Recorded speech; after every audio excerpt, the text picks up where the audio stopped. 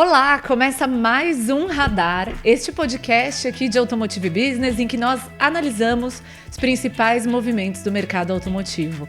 Eu sou Giovana Riato, como você já deve saber, editora-chefe aqui da Automotive Business e também, como você que nos ouve e nos assiste já deve saber, estou com o Bruno de Oliveira, nosso repórter. Brunão, e aí? Tudo bom, Giovana? Te mando um abraço mais uma vez e quem está nos acompanhando nesse momento. E hoje, edição super especial do nosso Radar sobre o carro Flex, o nosso brasileiríssimo e conhecido. Nós vamos falar aqui sobre o futuro dessa tecnologia, se é uma jabuticaba brasileira ou uma solução com potencial global. Muito assunto.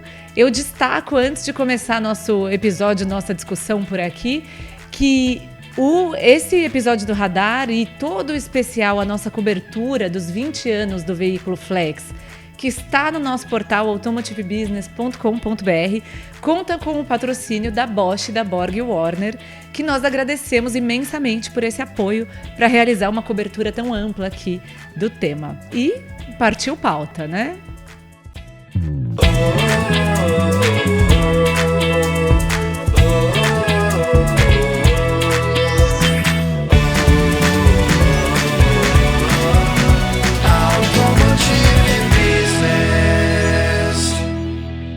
Então, Bruno, começando do começo.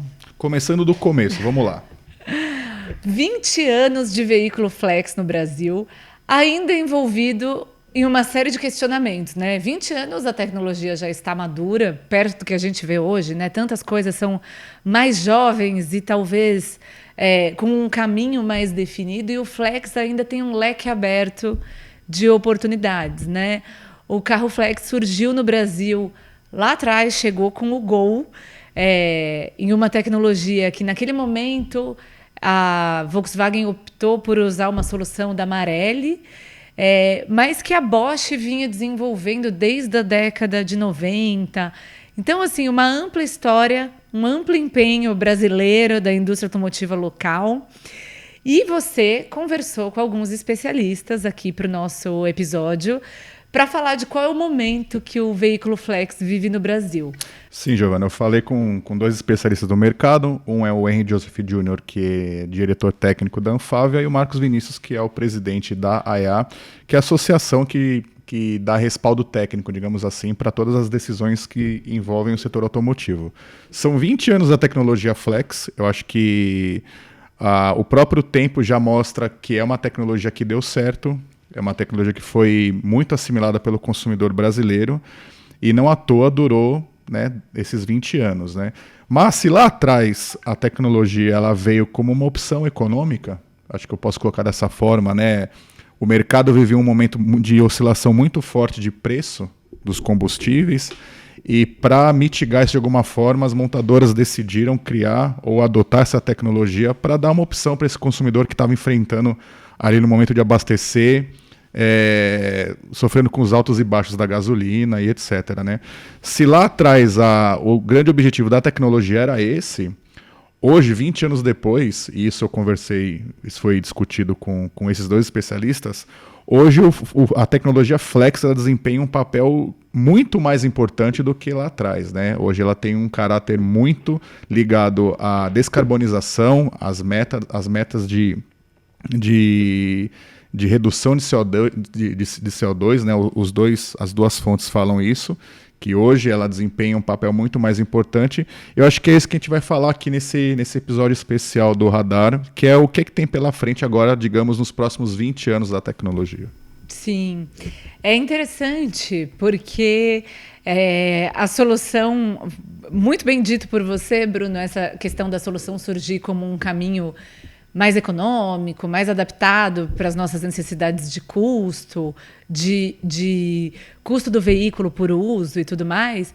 E hoje, de repente, parece começa a ser vista como uma solução do futuro, ao menos do futuro para o Brasil. Isso a gente vai falar aqui se para outros países faz sentido e tudo mais.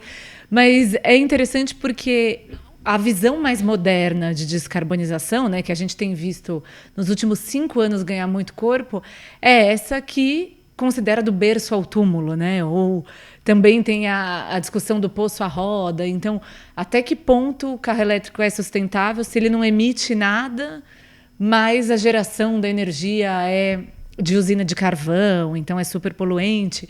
E no caso do flex, olhando o ciclo completo, né, toda essa discussão que a gente tem, o cultivo da cana consome o CO2, então seria um ciclo neutro em carbono. E aí o flex ganhou, de repente ficou bonitão assim dentro desse debate. Ah, né? sem dúvida. Eu estava até conversando com as duas fontes, né? Eu comentei com eles que eu achei curioso, né? Eu perguntei para eles assim, olha, lá atrás, quando... É bom falar que são duas fontes que estavam envolvidas junto com as montadoras naquele momento do lançamento, né, do Gol, né, da tecnologia Flex no Brasil, vou colocar dessa forma. Eu falei com eles assim, olha, vocês acham que lá atrás, de alguma forma, a indústria imaginava que a tecnologia Flex no futuro ia desempenhar um papel mais importante do que estava desempenhando naquele momento? E os dois foram categóricos. Não tinha como imaginar. E eu acho curioso isso porque uma solução que apareceu para resolver uma coisa, no futuro ela aparece como um grande trunfo para resolver algo muito maior, que é, de fato, as questões envolvendo aí a redução do CO2 na atmosfera. Sim. Vale dizer que recentemente a Stellantis divulgou algumas medições que eles fizeram, um comparativo de pegada de carbono do uso de alguns veículos com diferentes tecnologias. Então, um modelo a etanol no Brasil, né, teria uma emissão de CO2 de 25 quilogramas por quilômetro, que é um consumo baixo, muito próximo, um pouquinho maior só do que a energia elétrica brasileira, pensando que a gente tem uma matriz energética limpa. Então, um carro puramente elétrico no Brasil consome 21 quilogramas de CO2 por quilômetro. É uma diferença muito pouca, né? E pensando no custo desse veículo, no investimento nesse carro, faz uma diferença imensa. De fato, o etanol surge como esse caminho para a descarbonização brasileira. Sim, é um caminho rumo à descarbonização que, de fato, vai garantir a existência da tecnologia Flex, pelo menos na frota circulante do Brasil, ainda por um bom tempo. Muito bem, pegando esse gancho, Bruno, vamos ouvir então o que disse o Henry Joseph Jr. da Anfávia sobre isso. Bruno, eu acho que tem. Até agora a gente vê essa tecnologia Flex exclusivamente com motor de combustão interna, né? Mas ela se mostra já com alguns produtos que tem no mercado que ela se associa muito bem também com tecnologia de motor elétrico. E mesmo sem ser com motor elétrico somente, a tecnologia Flex, quando utilizando etanol, ela tem características muito fortes do ponto de vista de descarbonização, redução das emissões de CO2, que são características do etanol como combustível. Então, ela é uma tecnologia que, associada a um combustível limpo, ela tem razões para se manter no mercado, atendendo quesitos de aquecimento global, né, de redução do aquecimento global, ao mesmo tempo requisitos de qualidade, é uma tecnologia já hoje bastante aceita pelo consumidor e, sem dúvida, é uma tecnologia que hoje, tanto utilizando etanol como gasolina, já o consumidor praticamente não sente diferença no veículo. E, ao mesmo tempo, é uma tecnologia que já tem o seu custo de investimento, de implementação no mercado já reduzido. Então, ela consegue ter hoje um valor de revenda exatamente ao mesmo nível dos veículos a gasolina. Então, é uma tecnologia que, no mercado brasileiro, atende questões de preço, de qualidade, de ambientais. Então, com essa roupagem toda, é uma tecnologia que deve permanecer no mercado, não tem razões fortes para tirá-la do mercado, pelo menos nos próximos 10, 20 anos ela é uma tecnologia que continuará no mercado. Vindo aí do que o Henry falou, né, ele consolidou muito essa análise de como o Flex ganhou relevância ao longo do tempo. Mas e quando nós falamos de exportações, Bruno? Eu acho que é uma discussão super relevante porque fica nesse lugar, né? Que espaço o Brasil, a indústria automotiva brasileira, vai ocupar nesse setor da mobilidade descarbonizada?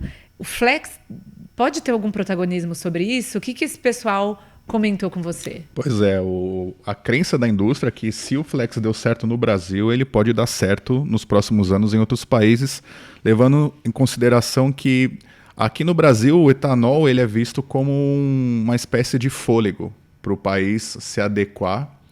A hibridização ela aparece dentro desse contexto do país ter tempo para se adequar para um cenário, um contexto de eletrificação pura da frota, né?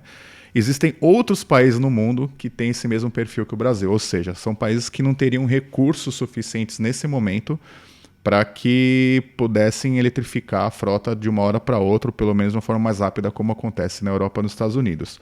Posto isso, a indústria acredita que sim, que os próximos passos da tecnologia Flex vai ser rumo ao exterior, rumo a esses países onde a eletrificação vai acontecer em algum momento, mas não agora. Então, se fala muito em Índia, se fala muito em Indonésia, se fala muito em Tailândia, países que, além de ter um perfil, digamos, de frota similar ao Brasil, um perfil também econômico similar ao Brasil, são países que produzem também o etanol ou podem vir a produzir o etanol. Então, diante de todo esse quadro, a indústria acredita que, nesse momento, é possível pensar que a tecnologia Flex que se desenvolveu no Brasil, que foi amadurecida no Brasil, ela possa ser exportada para esses lugares.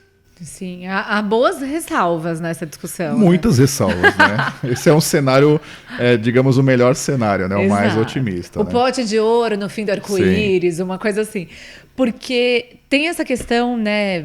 Claro que para isso dar certo depende de muita coisa, inclusive assim, do país desenvolver uma infraestrutura local de produção de um combustível que talvez não tenha uma produção tão robusta atualmente.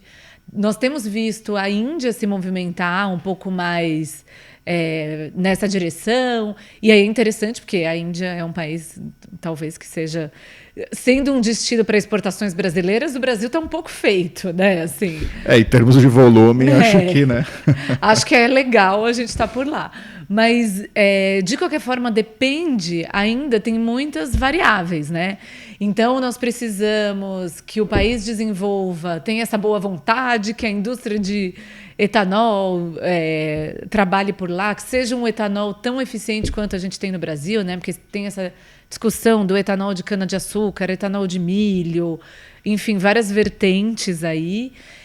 E tem um aspecto que eu acho muito importante, que é o Brasil se posicionando de alguma forma como esse centro, e é super razoável, né? Pensar que tem países que não vão ter a grana, a população não tem a grana para investir num carro elétrico, que é mais caro, a indústria não tem o interesse de investir na produção de carros elétricos ali. Então, é uma solução para segurar a industrialização desses países, talvez, né?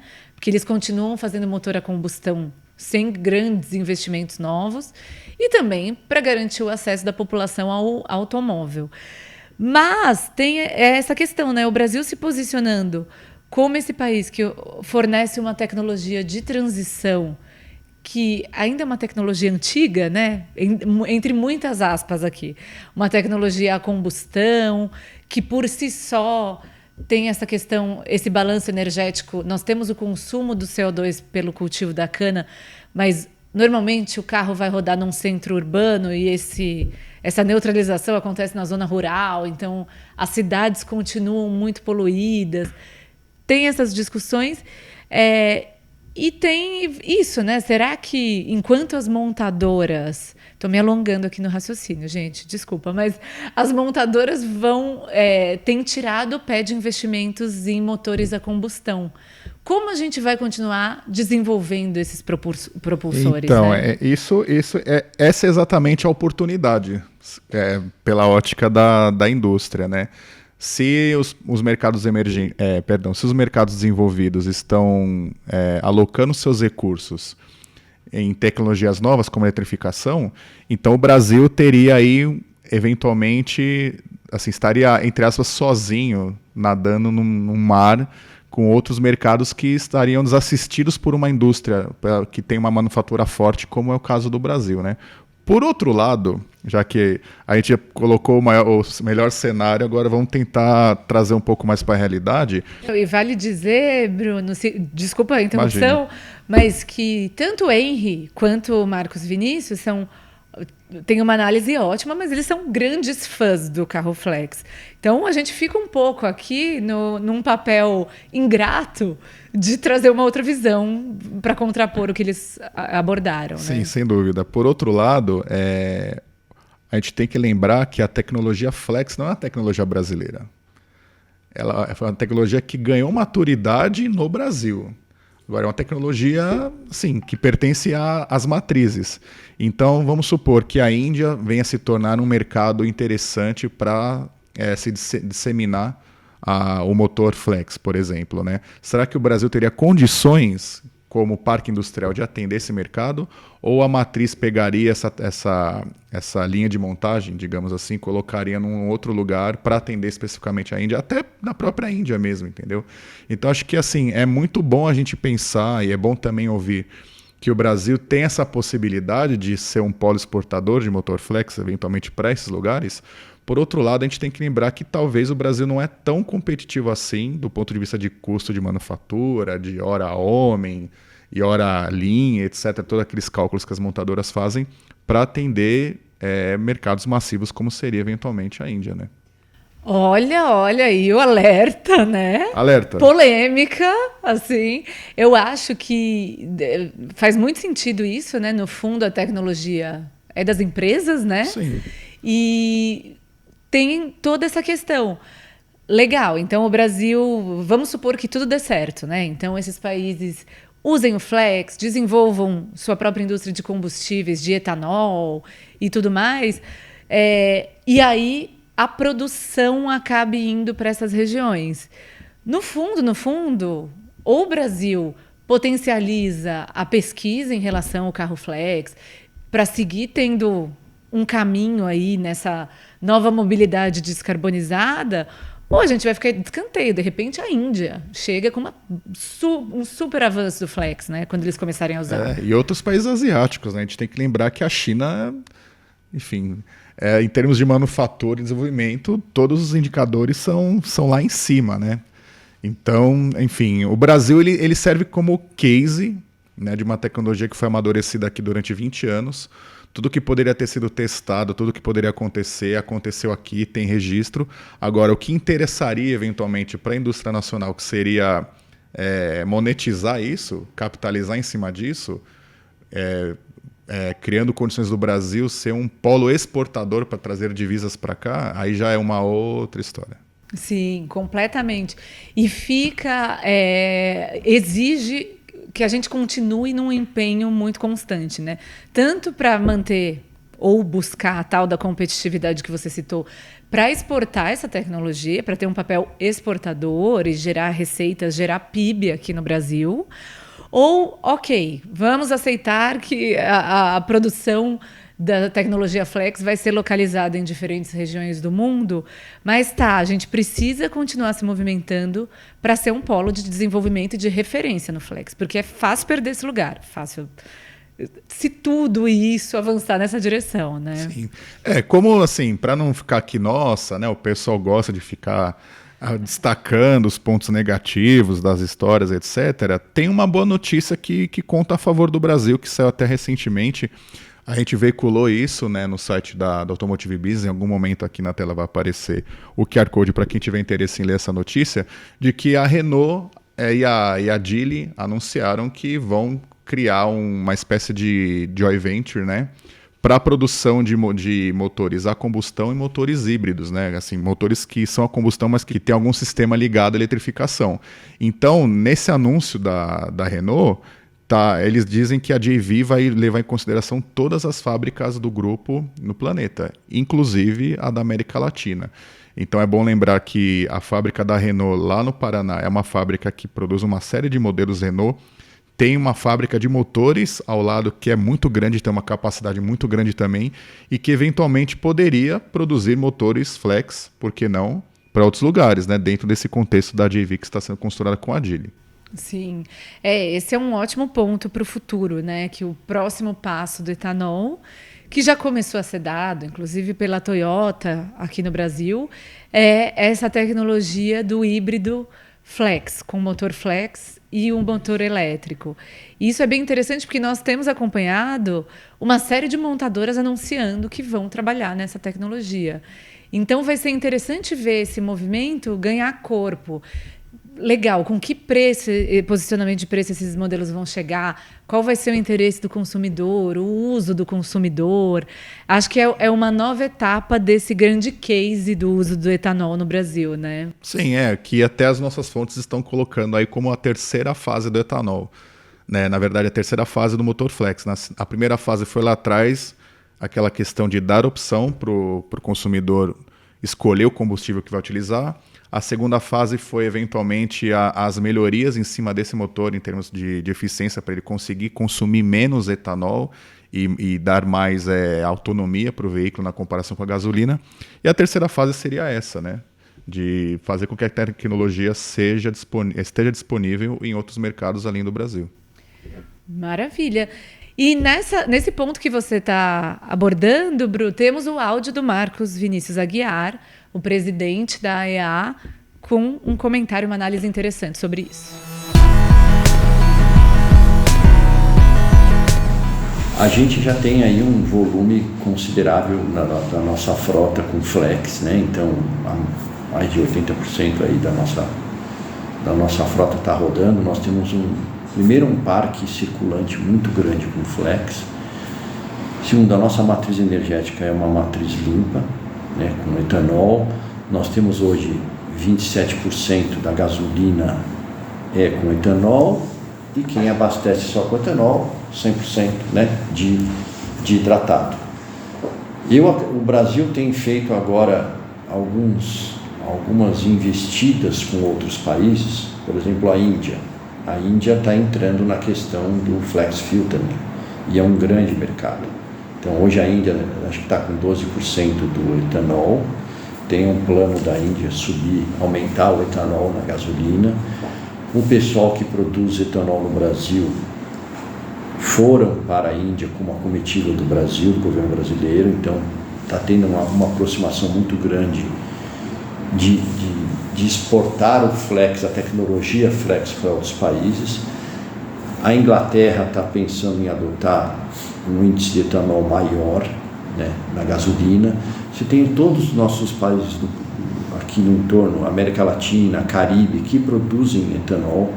Então a gente tem condições de manter o flex fuel não somente no Brasil, mas acabar exportando para outros mercados, porque a Europa está eletrificando, né? Mas a Europa também está revendo a questão da eletrificação. E eles têm um problema da matriz energética que nós não temos. Passando aqui para um próximo tópico, dentro da ampla discussão sobre o flex, o etanol, temos o debate sobre o que acontece com a tecnologia quando ela chega no mercado. Muito bonito, tecnologia funciona, maravilhosa, temos um balanço interessante de carbono, mas quando chega lá no posto de gasolina, na bomba de combustível, o que você, quem está nos ouvindo, nos assistindo, fazem? Essa tomada de decisão do combustível acaba que, no fim das contas, o Brasil ainda pende muito mais para a gasolina, né? Para o combustível fóssil. Como reverter esse cenário e fazer com que as pessoas tenham uma adesão maior ao etanol? Pois é, se o poeta diz que o artista vai onde o povo está, Giovana, parafraseando aqui a música popular brasileira, a tecnologia flex ela vai onde o etanol está, né? E uma das coisas que as fontes falaram para a gente durante a apuração foi que o futuro da tecnologia flex ele só vai ser viável dentro desse contexto que a gente já falou sobre hibridização, exportação, etc., em locais onde o etanol está. Ou seja, o etanol tem que estar disponível para que a tecnologia flex ela continue existindo, né? O que as fontes falaram é que, de alguma forma, para isso acontecer, o preço do etanol ele tem que descolar do preço da gasolina. Ou seja, como até o Marcos falou, a parte mais sensível do corpo do brasileiro é o bolso. Então não adianta existir toda uma propaganda, existir toda uma divulgação de agenda ESG, de que é preciso ter uma consciência ambiental maior, etc., se de alguma forma não for oferecido para o consumidor algum tipo de vantagem financeira. Então, o que eles defendem, né, e a gente vai poder ouvir isso mais para frente aqui no episódio, é de que devem existir ferramentas que façam com que o preço do etanol ele se descole da gasolina para que ele possa ser assim, algo atrativo para o consumidor. Por quê? Porque a gasolina ela tem essa queima, ela tem uma pegada de carbono maior do que o etanol, mas ela proporciona ainda maior autonomia para os veículos, né? O etanol ele queima mais rápido e eventualmente ali, dependendo do modo de condução, ele proporciona menos quilômetros por um motorista do que se ele estivesse abastecendo com gasolina. Acho que basicamente é isso. Então o que foi citado foi, olha, o governo tem que ajudar de alguma forma. Como? Não sabemos, mas o governo precisa ajudar de alguma forma, as fontes disseram, para que o etanol ele tenha um preço menor do que a gasolina no posto de combustível. E é interessante também esse ponto, porque eu fiz um levantamento da variação do preço do etanol nos últimos 10 anos e não ficou em nenhum momento assim tão próximo do preço da gasolina. O preço do etanol, ele ao longo, pelo menos nesse intervalo de tempo, ele se mostrou muito abaixo do preço da gasolina. Então acho que talvez precise de mais coisas para incentivar o brasileiro a consumir o etanol no momento ali do abastecimento, né? Talvez eventualmente uma propaganda, uma política pública de falar, olha, hoje o etanol já não é mais como era antigamente, a geração da fórmula mudou, hoje ele consegue dar alguns quilômetros a mais para você e tem toda uma questão da pegada de carbono. Não sei, talvez seja um caminho, mas o que foi sugerido pelas fontes o governo precisa criar uma política pública de estímulo ao consumo do etanol. É interessante isso. Recentemente, numa coletiva de imprensa com o Antônio Filosa, que é o CEO da Stellantis para a América Latina, ele fez até um meia-culpa. Ele disse que a indústria, de certa forma, é um pouco culpada desse baixo uso do etanol. Porque até então, né, até agora, não existia muita divulgação, muito incentivo mesmo, vendia o carro, até porque a indústria também não estava tão engajada e preocupada com qual combustível seria usado, o CO2 e tal. E há alguns movimentos interessantes para isso, né? Em setembro do ano passado, a Volkswagen lançou uma atualização do sistema de infoentretenimento deles, o Volksplay, que traz como está a pegada de carbono do uso do carro. Então, você chega no posto, você sinaliza qual combustível está usando, né? Você coloca o preço do combustível e aí fica... existe uma gamificação, né? Que vai mostrando quantas árvores você salvou, uma coisa assim, que de uma forma lúdica traz uma visibilidade para quem está conduzindo, para quem está tomando a decisão de consumo de combustível, qual é o caminho mais interessante ambientalmente. A Stellantis, né, o Antônio Filosa já sinalizou que a Stellantis vai começar a trazer isso nos carros também, inclusive o balanço econômico de como fica essa decisão, né?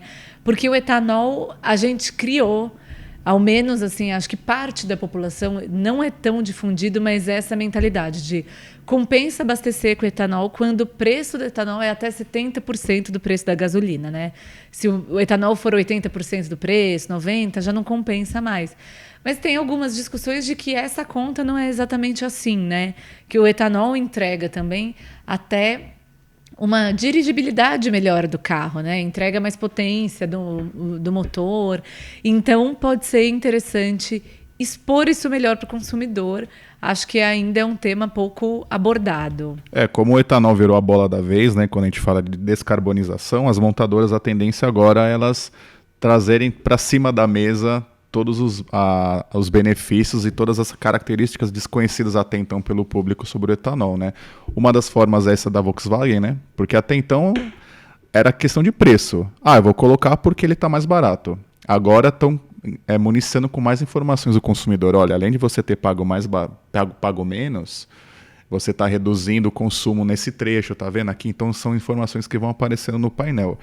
Mas uma outra questão, além do preço, né, quando a gente fala de oferta de etanol, é a questão também do etanol precisar estar acessível a todo mundo também fisicamente, né? Nem todas as praças do Brasil contam com etanol na bomba, porque o consumo de gasolina ele é mais tem uma demanda maior por preferências do consumidor, mas também porque o etanol não consegue chegar. O transporte de etanol é algo que ainda é complexo. As áreas de produção de cana ainda estão muito concentradas na porção sudeste, digamos assim, do país, ou seja, não consegue chegar no extremo norte, por exemplo, para você mandar um caminhão abaixo de etanol daqui de São Paulo para o Amapá. Vocês já podem imaginar o grau de complexidade que envolve isso. Então, acho que as fontes desenharam bem isso para a gente, né? De que, olha, o etanol precisa estar presente no Brasil inteiro, fisicamente, ele precisa ser acessível para o consumidor para que se crie uma atratividade, e nessa esteira vai a tecnologia Flex, né? Perfeito.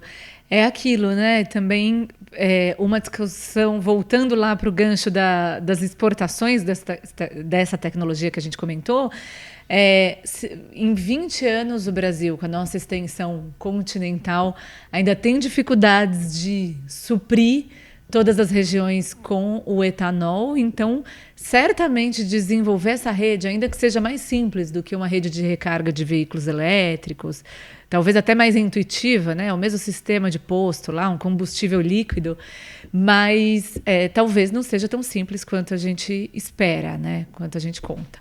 Muito bom. Sobre isso que a gente comentou aqui, quero ouvir agora, vamos embora lá, ouvir o áudio do Marcos Vinícius da AEA. A gente está só com a parte mais sensível do corpo, é o bolso, não adianta. Tem que ser alguma coisa nesse sentido. Não adianta, o cara que tem uma frota de carro, ou nós como pessoa física, você vai onde vai mesmo no teu bolso.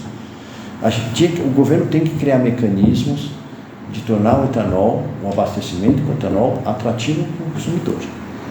Entendeu? Ou ele aumenta o preço, ou ele diminui o preço do etanol com relação à gasolina, né? Para não ficar esse negócio toda hora, aumenta a gasolina, o etanol aumenta junto, vai, e a coisa tem mês que fica mais vantajoso, mas se você olhar hoje no mercado brasileiro, eu não vejo tanta vantagem. Sob o ponto de vista financeiro, não de emissões, tá? Sim. Nem de ser um combustível verde. Isso é inegável. E o Henry Joseph da Anfávia também tem aí seu ponto de vista sobre como fazer o brasileiro consumir mais etanol na bomba. Não vou chamar de vantagem, mas seria dar ao consumidor a possibilidade dele também usufruir dessa questão dos créditos de carbono. Então há uma discussão, inclusive, de que na medida que o consumidor utilize mais o combustível ambientalmente adequado, ele possa também se creditar de créditos de carbono.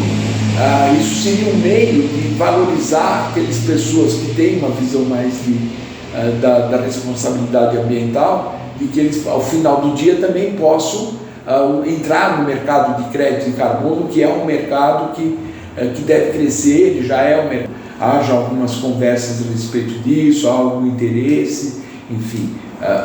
Ainda é um programa que não tem nada minutado, ainda tem uma coisa bem embrionária, mas que pode ser que avance até pela própria consciência ambiental que isso pode criar.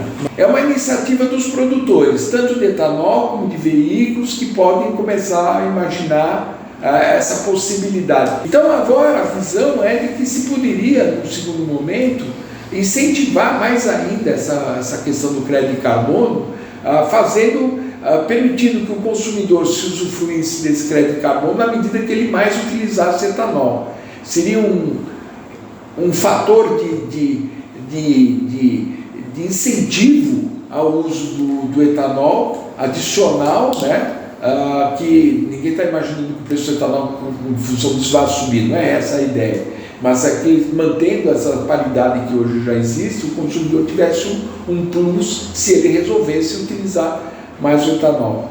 Mas, como eu falei, ainda é uma conversa muito embrionária, né? Uma coisa que não dá nem para imaginar como é que isso poderia ser feito. Tem toda uma parte fiscal que tem que ser pensada, tem toda uma parte do próprio crédito, como é que esses créditos hoje são gerados, como é que isso poderia chegar, como é que seria o meio do que o consumidor se usufruiria disso, como é que ele comprovaria se isso seria a cada compra de etanol, a cada abastecimento, se ele teria algum documento que falasse que ele estava usando, sei lá. Há uma preocupação disso não virar uma moeda paralela ou que venha a permitir ações não honestas nesse negócio. Há uma preocupação forte com relação a isso, mas é uma coisa que pode ser que caminhe, né?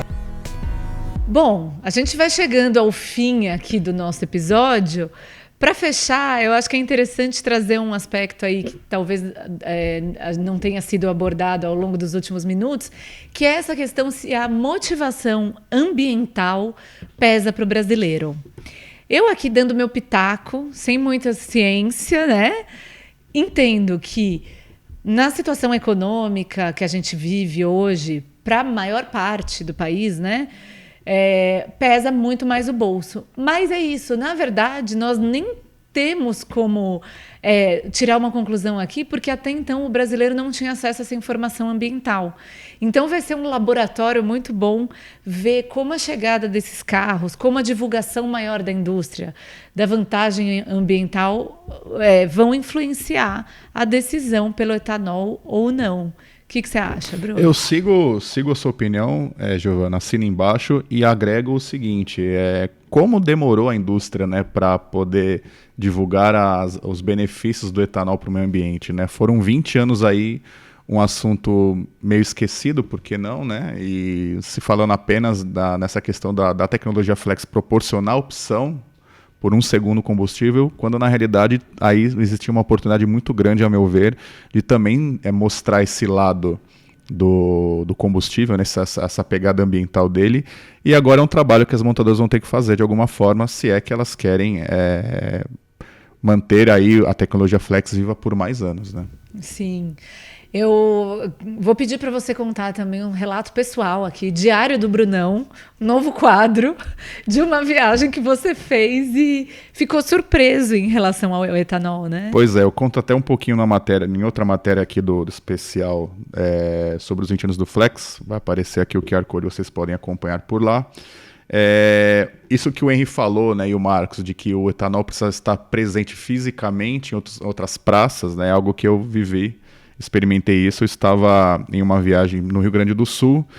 Em Porto Alegre eu consegui abastecer com etanol, só que em uma outra cidade que eu fui, que é Pelotas, eu cheguei lá para abastecer, fui ali, é até um movimento bem automático, né? Enche o tanque com etanol, uma coisa que eu sempre falo aqui em São Paulo.